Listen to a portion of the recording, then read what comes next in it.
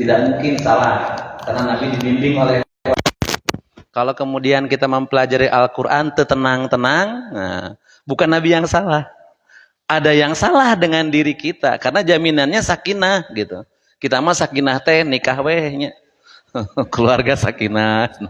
Padahal membaca Al-Quran pun dijamin oleh Rasulullah, nazalat alaihimus sakinah. Kemudian jaminan yang kedua, wa ghasyiyatuhumur rahmah.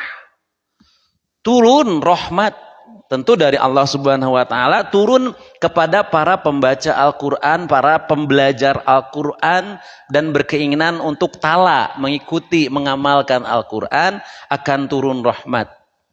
Kemudian jaminan yang ketiga, wahafat alaihim malaikah. Ya, malaikatu malaikata malaikati engke eta mana mustakili ya. Gitu ya. Dikelilingi oleh malaikat, makhluk yang gaib yang tidak kasat mata tapi kemudian diinformasikan dalam Al-Qur'an dan Al-Hadis bahwa orang yang mempelajari Al-Qur'an dikelilingi oleh malaikat, maka yakin seyakin-yakinnya hari ini, pagi ini malaikat hadir di tengah-tengah kita. Dan yang keempat, jaminan yang luar biasa yang disebutkan oleh Rasulullah sallallahu alaihi wasallam, ya. Orang yang mempelajari Al-Qur'an di rumah Allah, maka jaminan yang keempat, wa dzakarahumullahu fiman indahu. Allah menyebut-nyebut kelompok jamaah yang benar-benar mempelajari Al-Quran di rumah Allah, disebut-sebut di makhluk sekitarnya, di tengah-tengah malaikat yang ada di sekeliling arasy Allah, dibangga-banggakan. Lihat si fulan, lihat si fulan. Nah ya, nah ini menjadi motivasi bagi kita juga untuk senantiasa berinteraksi dengan Al-Quran, untuk senantiasa lebih dekat lagi dengan Al-Quran. Ya. Itu barangkali dua motivasi yang ingin saya sampaikan berkaitan dengan apa latar belakang kita ingin ngahanca Al-Quran. Baik, sudah dibuka surat Al-Baqarahnya. Teknisnya kita akan baca dulu. Saya baca ya. Maaf, bukan bermaksud untuk menggurui. Di sini ada orang-orang atau teman-teman yang lebih bagus bacaannya, lebih bagus makhrajul hurufnya, tajwidnya. Tapi ini dalam rangka belajar bersama ya. Jadi tidak menutup kemungkinan juga ada yang saya baca keliru, tolong diingatkan.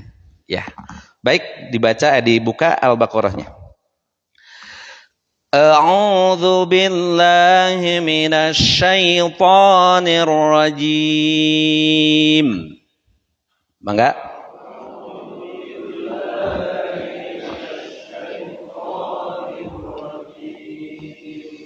Bismillahirrahmanirrahim.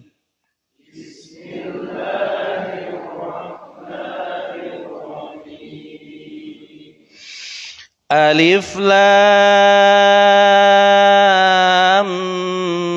Mim.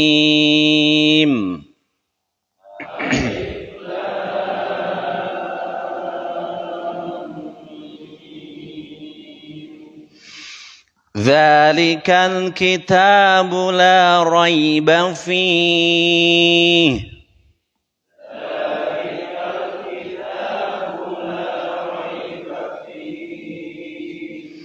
Hudan lil muttaqin.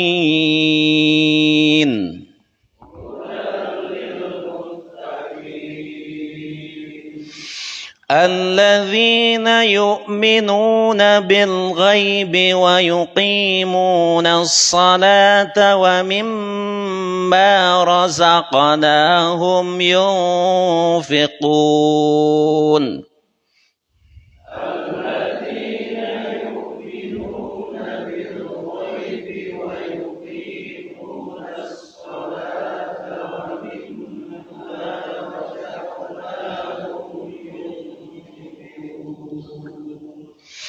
والذين يؤمنون بما أنزل إليك وما أنزل من قبلك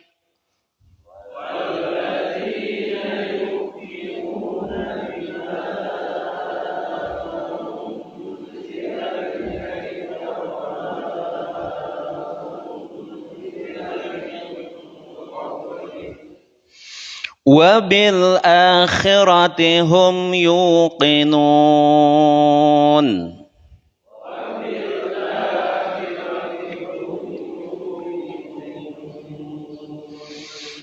أولئك على هدى من ربهم وأولئك هم المفلحون.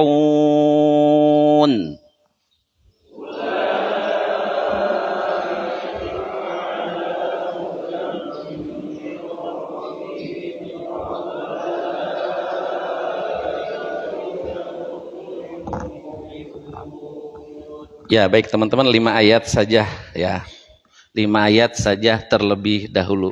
Ya, luar biasa ya di sini ya. Sudah terasa ifa'nya ada tahanan, gunnahnya ada tahanan, mad tabi'i dan mad wajibnya sangat-sangat berbeda. Luar biasa di sini sudah terkondisikan bacaannya ya. Kalau di tempat-tempat yang lain ifa'nya masih tergesa-gesa, gunnahnya masih tergesa-gesa. Di sini mah kompak, alhamdulillah ya. Karena terus-terusan berinteraksi dengan Al-Quran, alhamdulillah. Baik teman-teman, sebelum kepada terjemah dan pemahaman berkaitan dengan ayat-ayat yang kita baca, terlebih dahulu kita akan mengenal kenapa surat ini disebut surat Al-Baqarah. Atau surat Al-Baqarah itu termasuk kelompok surat Makkiyahkah atau Madaniyahkah yang terlebih dahulu. Disepakati oleh para ulama, surat Al-Baqarah ini adalah termasuk kelompok surat Madaniyah, yaitu kelompok surat yang diturunkan setelah Rasulullah hijrah ke Madinah. Secara tartibus suwar ditempatkan di tempat yang kedua setelah surat Al-Fatihah. Secara tartibus suwar di mushaf yang kita pegang sekarang ini, Al-Baqarah ini adalah surat yang kedua. Secara tartibun nuzul sulit untuk menentukan surat Al-Baqarah ini surat yang keberapa. Kenapa? Karena surat Al-Baqarah ini surat yang paling panjang. Betul tidak? Ada berapa ayat? Wah, luar biasa, hafal semua di sini ya. Ada berapa? 286 ayat, surat terpanjang, dan diantaranya ada ayat yang terpanjang juga di Al-Baqarah. Ayat berapa? Masya Allah, hafal semua di sini ya. Ayat yang terpanjangnya di 282 itu ayat terpanjang. Dihafalkan tak hafal-hafal. Panjang ayat ya. Jadi secara jumlah ayat memang ayatnya terpanjang, wajar. Kenapa? Karena surat Al-Fatihah ini kalau seandainya, punten, umpamanya surat Al-Baqarah ini yang ayat 142 ini menjadi awal,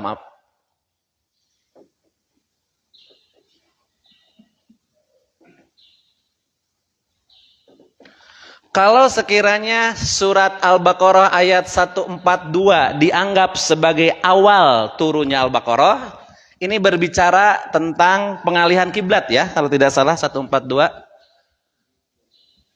Pengalihan arah kiblat.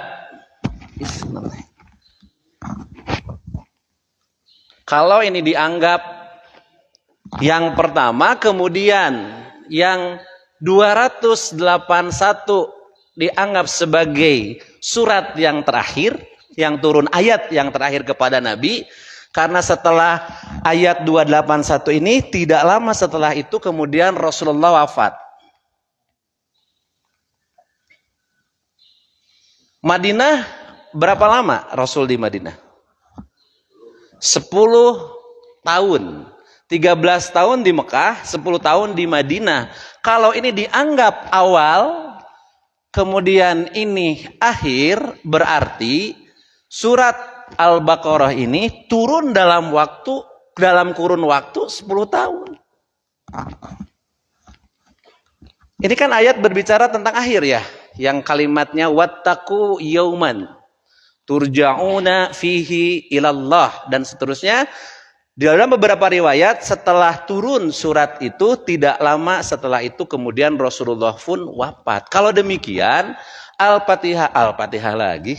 Al-Baqarah ini adalah turunnya dalam kurun waktu 10 tahun periode Madinah. Ya. Betapapun ada yang menyebutkan awal-awalnya ini merupakan surat yang ke-87 secara tartibun nuzul, bukan tartibus suar. Tartibus suar tadi kedua, ke-87 secara tartibun nuzul, tapi yang mana? Yang awal. Karena secara kurun waktu 10 tahun turun surat Al-Baqarah ini secara berangsur-angsur. Dan surat inilah yang kemudian membicarakan persoalan yang sedemikian kompleks, sedemikian banyak. Kenapa? Karena periode Madinah di sana adalah pada saatnya Rasulullah berhadapan dengan masyarakat yang heterogen. Apa heterogen? Beraneka ragam. Ya, baik dari sisi agama, suku, agama dan kecenderungan. Maka semuanya oleh Al-Baqarah ini ya dirangkum keheterogenan masyarakat Madinah sehingga Al-Baqarah ini mengandung berbagai macam persoalan gitu ya. Nah, ini secara disebut surat Makkiyah tadi ya, kelompok surat Madaniyah, kelompok surat Madaniyah. Jadi secara tartibus suar surat kedua, secara tartibun nuzul Al-Baqarah ini turun dalam kurun waktu kurang lebih selama 10 tahun periode Madinah. Ya. Kemudian kenapa Al-Baqarah disebut Al-Baqarah? Teman-teman sudah tahu, di surat Al-Baqarah lah nanti muncul kisah tentang seorang Bani Israel yang dibunuh. Ya. Di zaman Nabi Musa alaihissalam ada seorang Bani Israel yang dibunuh, tidak tahu siapa pembunuhnya, kemudian saling mencurigai, saling menuduh. Maka kemudian akhirnya kasus ini dimintakan oleh orang-orang Bani Israel kepada Nabi Musa untuk membuktikan kenabiannya, dan terpercaya wae eta teh si Bani Israel teh. Ya, untuk membuktikan kenabiannya agar Nabi Musa meminta kepada Tuhannya, bukan Tuhan kami, Tuhannya, kan gitu. Ud'u ila rabbika, kan itu bahasanya di beberapa ayat di Al-Baqarah. Mintalah, berdoalah kamu hai Musa ila rabbika, kepada Tuhanmu. Bukan ila rabbi Tuhan kami, tidak, tapi Tuhan kamu ya. Untuk memecahkan persoalan ini, kasus pembunuhan ini, siapa yang membunuhnya. Maka kemudian di ayat inilah terjadi perintah Allah kepada Nabi Musa untuk dilakukan oleh Bani Israel agar menyembelih Al-Baqarah itu. Yang kemudian terjadi dialog panjang. Nah ini kasratus soalnya Bani Israel. Loba tatanya, jadi lamun jelema loba tatanya, siga tergantung Rasulullah naon. Ini hal-hal yang tidak perlu ditanyakan. Nanti teman-teman ketemu dengan ayatnya. Nah, kemudian dengan kekuasaan Allah, dengan izin Allah sekaligus membuktikan mukjizat kepada Nabi Musa, bahwa Nabi Musa itu benar-benar seorang nabi, maka terjawablah siapa yang membunuh orang tersebut dan dengan bagaimana caranya. Nanti wait and see di sini ya. Nah, nanti ketemu dengan ayatnya ya. Tong dibocorkan ayeuna, biasanya kita haladir. Ya. Seperti itu. Maka itulah kenapa Al-Baqarah disebut Al-Baqarah, berkaitan dengan kasus itu. Dengan perintah Allah untuk menyembelih sapi Al-Baqarah ini, maka kemudian terjawablah persoalan Bani Israel itu. Apakah kemudian mereka beriman? Tetap kekeh ya. Begitulah Bani Israel. Nah itu teman-teman sedikit berkaitan dengan surat Al-Baqarah. Ayat yang pertama dalam surat ini Allah berfirman, Alif Lam Mim. 3 huruf yang dibaca terputus-putus berdiri sendiri. Padahal kalau kita lihat tulisannya tidak berbeda dengan tulisan pada saat turun surat Al-Fil umpamanya ya. Al-Fil ada kan ya? Begini sama ya? Atau surat apa lagi? Al-Insyirah. Sama tulisannya seperti ini. Tetapi ternyata dalam surat Al-Baqarah ini dibacanya tidak alam. Ya, tidak alam. Tetapi dibacanya alif lam mim. Ini menunjukkan bahwa Quran itu dipelajari kudu aya guru. Kenapa kudu aya guru? Kalau tidak ada guru, ya apapun gurunya gitu ya, baik itu mendengar ataupun melihat atau dipelajari seperti ini, boleh jadi ini dibaca alam. Atau nanti dalam ayat lain ada yang gini ya. Ya, dibaca apa? Boleh jadi asak, usuk, isik gitu ya. Ya, maka belajar Al-Quran itu harus ada yang mengajarkannya. Demikian pula Rasulullah. Kenapa di ayat ini dibaca alif lam mim? Kenapa di surat Al-Fil dibaca alam? Kenapa di surat An-Nasr Al-Insyirah dibaca alam? Karena Jibril menjelaskan, mengajarkannya seperti itu. Dibacanya alif lam, lamnya panjang sampai dengan 6, kemudian ada tasjidnya guna 3 ketukan ya. Kemudian mimnya 6 lagi karena panjang-panjang gini.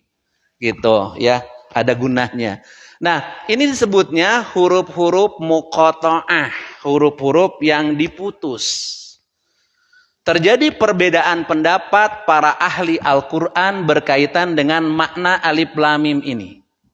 Ulama di abad ke-1 sampai dengan abad ke-3 ya memberikan pemaknaan alif lam mim ini hanya Allah yang tahu akan maksudnya. Kemudian ulama setelahnya ke-4 dan kesini terus gitu mencoba kemudian memaknai alif lam mim ini. Banyak beberapa pendapat dari para ulama, tapi yang saya ingat satu, alif lam mim ini adalah menurut mereka huruf-huruf yang mereka kenal.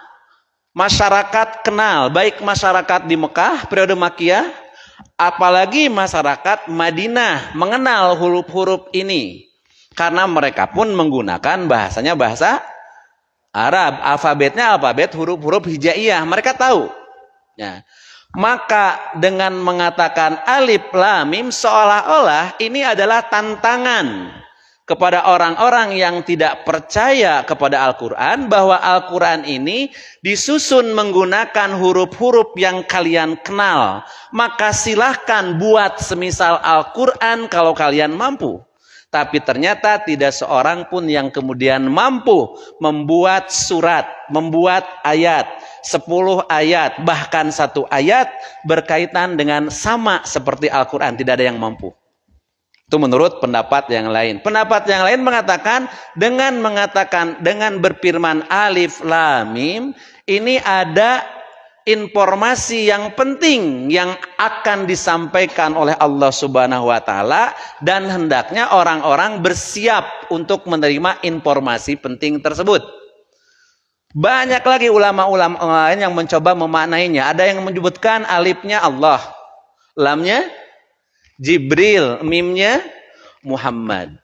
Ya, itu pendapat-pendapat. Tapi yang ini yang lebih relevan kalau menurut saya. Hanya Allah yang tahu maksudnya, gitu ya. Hanya Allah yang tahu.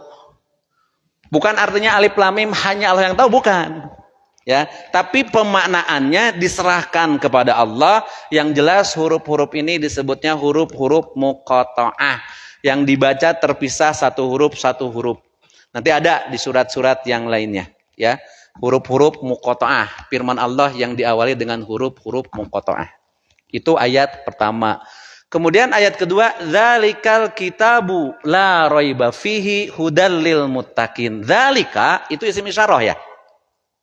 Teman-teman yang belajar bareng bahasa Arab sudah mengenal isim isyarah. Di antara isim isyarah kata tunjuk itu adalah dzalika. Ini isim isyarah lil qarib lil ba'id. Lil ba'id untuk menunjukkan jauh, dzalika. Kalau dekat hadza. Ini kalimatnya dzalikal kitabu. Dzalikal kitabu. Itu kan menunjukkan jauh, ya. Alkitab, sebentar, dzalika dulu. Kenapa menunjukkan isyarahnya jauh?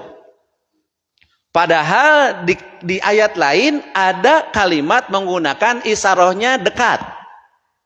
Contoh, lau anzalna hadzal Qur'an. Tuh, kan tidak konsisten. Jual tidak konsisten ya. Lau anzalna hadzal Qur'an. Di sini ada hadzal Qur'an. Surat mana teh? Lau anzalna hadzal Qur'an ala jabalil la ra'aitahu khashi'an mutasaddian min khasyatillah. Al-Hasr ya, Al-Hasr ya.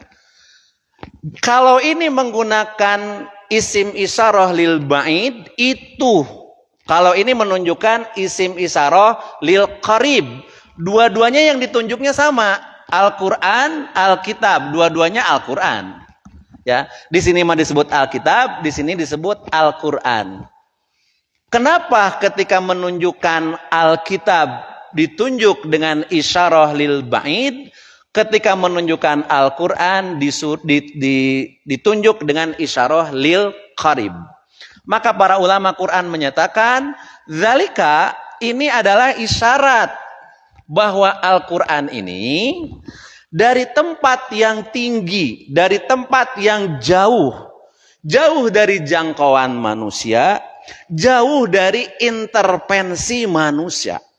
Betul-betul pure, murni kalamullah. Betul-betul murni ucapan-ucapan Allah tanpa sedikit pun ada penambahan dari si pembawa Al-Quran. Siapa? Jibril kepada si penerima Al-Quran, yaitu Nabi. Jadi keliru kalau ada yang mengatakan qala Rasulullah sallallahu alaihi wasallam fil Qur'anil Karim. Ada yang gitu? Ada. Tiap khutbah Jumat baru dak ngora gitu ya di pasantren eta sama. Da diajarkeun kitu. Ya. Qala Rasulullah sallallahu alaihi wasallam fil Qur'anil Karim. Rek teu disebut sesat kumaha nu kitu? Da puguh sesat, da Quran mah kalamullah. Ya, tapi kan yang disampaikannya oleh Nabi Muhammad SAW. Iya, tapi Nabi Muhammad sedikit pun tidak merubah, tidak menambah, tidak mengurangi. Saya pernah sampaikan di depan teman-teman berkaitan ketika kita membaca, kita menerjemahkan surat Al-Kafirun. Ketika datang tokoh-tokoh kafir menawarkan kompromi penyembahan, setahun ente nyembah Tuhan kami, setahun kami nyembah Tuhan ente, gitu. Kemudian turun surat Al-Kafirun ketika mereka sudah pulang dari rumah Nabi. Kemudian Nabi datang kepada mereka ketika mereka sedang berkumpul-kumpul di depan Ka'bah. Apa yang dikatakan Nabi? Nabi bacakan Al-Kafirun ini lengkap, termasuk fi'il amrnya. Kalimat kulnya. Kul itu kan fi'il amr. Allah memerintahkan kepada Nabi. Kul, katakan olehmu Muhammad. Kalau Nabi mau merubah, boleh saja Nabi datang kemudian ya ayyuhal, tanpa pakai kul. Tanpa pakai kul kata Nabi teh. Ya ayyuhal kafirun. Ya. Tapi kulnya disampaikan oleh Nabi. Ini Nabi ingin menegaskan bahwa apa yang beliau ucapkan betul-betul firman Allah. Maka fi'il amrnya pun tidak dihapus. Lain halnya ketika saya umpamanya punten, ya ini mengingatkan juga pernah saya sampaikan.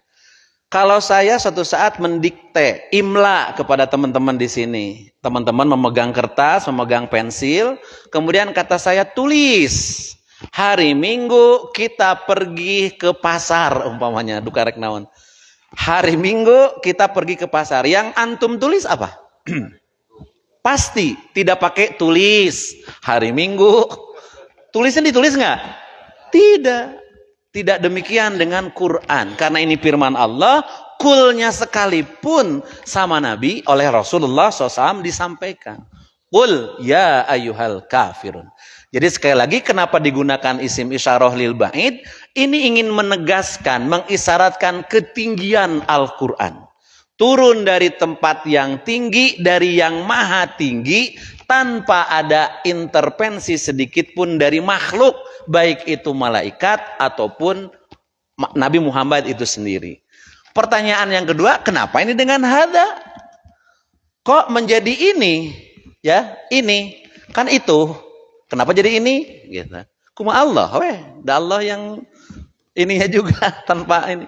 Maka para ulama mengatakan kenapa disebutnya dengan isyarahada, ini menunjukkan isi-isi Al-Quran itu dekat dengan fitrahnya manusia. Sesuai dengan fitrahnya manusia. Maka dikatakan dalam ayat ini hadzal Quran, dengan isyarah yang dekat menunjukkan kedekatan isi Al-Quran ini dengan fitrah kemanusiaan. Karena Allah yang menciptakan manusia, yang tahu kekurangan dan kelebihan manusia, kemudian Allah menurunkan Al-Quran sebagai petunjuk, maka petunjuk itu harus dekat dengan fitrah kemanusiaan, tidak bertentangan dengan fitrah kemanusiaan. Itulah yang dijelaskan oleh para ulama, kenapa isyarahnya yang ini dzalika. Al-kitabu menunjukkan kepada Al-Quran. Al-nya di sini menunjukkan kesempurnaan, alif lamnya. Satu-satunya kitab yang layak disebut Al-kitab pakai alif lam adalah Al-Quran. Karena al ini mengandung kesempurnaan. Sehingga dijelaskan la roiba fihi. Karena memang sudah sempurna alif lam. Ini di sini. La roiba fihi. La tidak ada roib, asyak, keraguan. Keraguan yang berapa persen, tidak ada. 50-50. 50% percaya, 50% ragu, tidak. Bahkan 99% percaya, 1% ragu, tidak. Gitu. Al-Quran mah harus 100%. 100%. Tidak ada keraguan di dalamnya. Semuanya adalah al-haq. Semuanya adalah yang benar. Apa yang datang dari Allah, itulah al-haq. Yaitu Al-Quran. La roiba fi, tidak ada keraguan di dalamnya. Nah, dzalikal kitabu, ini bukan mubtada khobar ya. Karena pakai alif lam di sininya. Ini baru mubtada saja. Khobarnya la roiba dan seterusnya. Jadi bukan itu adalah kitab. Kalau itu adalah kitab mubtada khobar, harusnya dzalika kitabun. Nah, itu adalah kitab. Kitab apa? Kitab apa saja. Kalau Al-Qur'an pakai alif lam di sini, ya. Ini menjadi mubtada, ini jadi badal dari mubtada, ya. Dzalikal kitabu, kitab itu apa pelengkapnya? Apa khobarnya? La roiba fi, tidak ada keraguan di dalamnya. Kemudian Allah menyebutkan hudan. Hudan. Ini isim fi'il huruf. Mana mustakili? Isim fi'il huruf. Ini isim, tanda isimnya ada tanwin. Isim itu kata para ahli santri, lafdun lahu maknan walam tuktaron bizamanin, sana kita. Sebuah lapad yang memiliki arti dan tidak terikat dengan zaman. Itulah yang disebut dengan isim. Kalau fi'il mah lapad memiliki arti waktu rinat bizamanin dan terikat dengan waktu, maka ada fi'il madi, ada fi'il mudhari, ada fi'il amar, terikat dengan waktu. Sementara isim mah tidak terikat dengan waktu. Jadi Quran kapan menjadi hudan? Kapanpun. Baik itu periode Makkiyah, sudah turun beberapa surat Al-Quran, kemudian orang beriman kepada Al-Quran. Maka Quran itu menjadi petunjuk. Periode Makkiyah. Sampai ke Madinah, ada orang-orang baru di Madinah yang kemudian beriman kepada Al-Quran. Quran menjadi petunjuk. Rasul wafat, kemudian para sahabat wafat, salafus sholih wafat, ada generasi yang selanjutnya sampai dengan generasi kita, bahkan akhir zaman, kalau kemudian dia beriman kepada Quran, maka Quran itu tetap menjadi hudan karena tidak terikat dengan waktu. Dulu jadi petunjuk teh, sekarang mah tidak, enggak begitu. Sekarang jadi petunjuk teh, besok mah tidak. Tetap aja Qurannya mah hudan. Permasalahannya, mau enggak manusia untuk meraih petunjuk tersebut? Mau. Kalau mau, ada ikhtiar. Mempelajari Al-Quran, membaca Al-Quran, dan lain sebagainya. Itulah makna hudan, menggunakan isim, masdar ini ya. untuk menegaskan bahwa petunjuk Al-Quran ini tidak terikat dengan waktu, baik masa lampau, masa sekarang, masa yang akan datang, maka Quran itu tetap menjadi hudan. Mal makna hudan, apa itu makna petunjuk? Sudah kita bahas di tafsir Al-Fatihah. Ketika kita menjelaskan ihdinas siratal mustaqim. Dan saya yakin bapak-bapak masih lupa. Kalau lupa harus diterangkan lagi. Hudan, secara singkat saja. At-tariqu al-musilu ilal matlubi. Itu hudan, hidayatan. Hudan sama hidayah sama, petunjuk ya. Petunjuk itu at-tariqu, sebuah jalan, al-musilu, sifat yang menyampaikan, yang bisa menyampaikan ilal matlubi, kepada apa yang dicita-citakan. Itulah hudan. Semua yang namanya kaum muslimin, bahkan orang-orang kafir gisiga nama sarua, punya cita-cita ingin selamat dunia akhirat, dijauhkan dari siksa api neraka. Dan ini senantiasa kita dawamkan berdoa, Rabbana atina fid dunya dan seterusnya. Tanpa ini, tanpa Al-Quran, jangan pernah berpikir bisa meraih keselamatan dunia akhirat dan dijauhkan dari api neraka. Quranlah yang mampu menunjukkan kepada manusia agar selamat di dunia, agar selamat di akhirat, sekaligus dijauhkan dari api neraka. Maka Quran disebut hudan. At-tariqu al-musilu ilal matlubi. Dalam tafsir Jalalain, hudan teh ae hadin, cenah gitu. Jadi isim fa'il. Ya. Hudan ae hadin. Dalam Jalalain nanti lihat yang punya tafsir Jalalain, hudan ae hadin. Petunjuk, yaitu yang menunjukkan. Quran itu yang menunjukkan. Hudan lil muttaqina, lil muttaqina. Panjangan. Menjadi petunjuk atau yang menunjukkan, li, bagi, al-muttaqin, ini isim fa'il ya. Isim fa'il muttaqin dari ittaqo atau takwa gitu ya. Sering mendengar takwa. Quran itu menjadi petunjuk bagi orang-orang yang bertakwa. Cermati lagi bahasanya. Quran itu menjadi petunjuk bagi orang-orang yang bertakwa. Kalau terjemah seperti ini, takwa heula atau maca Quran heula? Ya, kalau terjemah begitu ya. Menjadi petunjuk bagi orang-orang yang bertakwa. Jadi takwanya sudah ada. Ya, nah, padahal yang sebetulnya orang bisa takwa itu kalau dia mempelajari Al-Quran, membaca Al-Quran, mengamalkan Al-Quran, baru jadi takwa.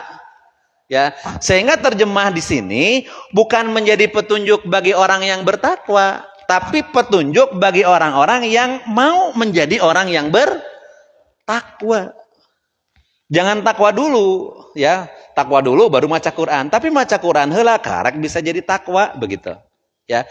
Itu maksudnya hudal lil muttaqin, petunjuk atau yang menunjukkan ya bagi orang-orang yang punya keinginan untuk menjadi orang-orang yang bertakwa. Apa itu takwa? Secara bahasa takwa itu artinya menghindar. Takwa itu artinya menghindar. Menghindar dari apa? Minimal dari 3. 1, 2, 3. Yang pertama, menghindar. Dari apa? At-taqwa ae menghindar. Menghindar dari apa? Pertama, menghindar dari hal-hal yang menyebabkan murka Allah. Cara menghindarnya bagaimana? Dengan menjalankan perintah dan menjauhi larangan.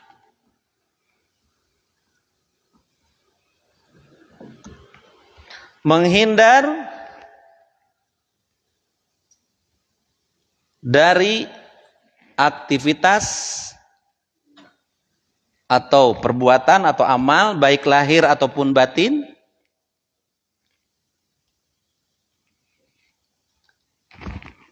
menghindar diri dari amal atau aktivitas baik lahir yang atau batin yang menjauhkan dari Allah. Menjauhkan dari Allah. Inilah pengertian takwa. Takwa secara arti, secara lafaz artinya menghindar. Menghindarkan diri dari hal-hal yang menyebabkan turunnya murka Allah, menjalankan perintah dan menjauhi larangan-larangan Allah, dan yang kemudian yang ketiga menghindarkan diri dari perbuatan, dari aktivitas, baik aktivitas itu nampak atau tidak nampak, berupa perbuatan, berupa ucapan yang bisa menjauhkan diri dari Allah. Inilah makna takwa. Ya. Nah, kemudian nanti di ayat-ayat selanjutnya dijelaskan sebagian ciri-ciri orang yang bertakwa.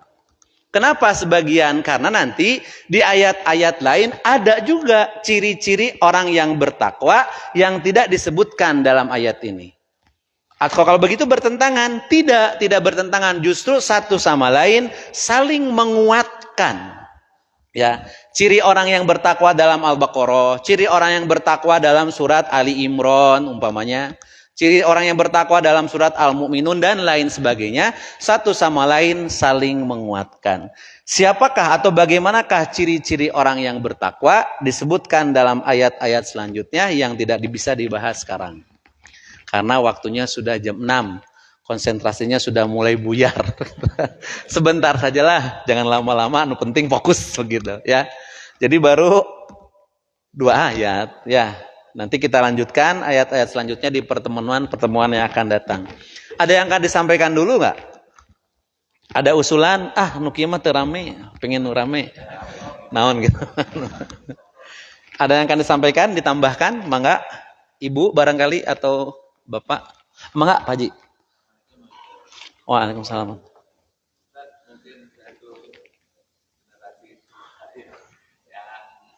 Kalau dulu saya membaca Al-Quran itu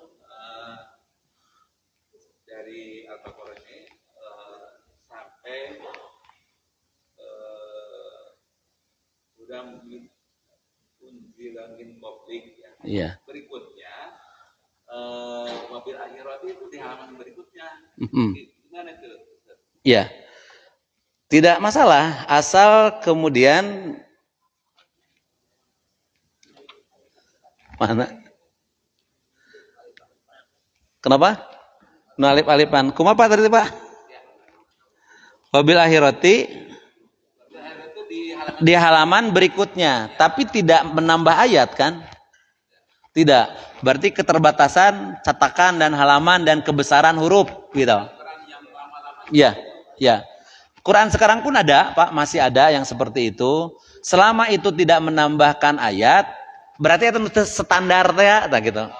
Yang tidak standar teh ya, Qurannya teh gitu. Ya.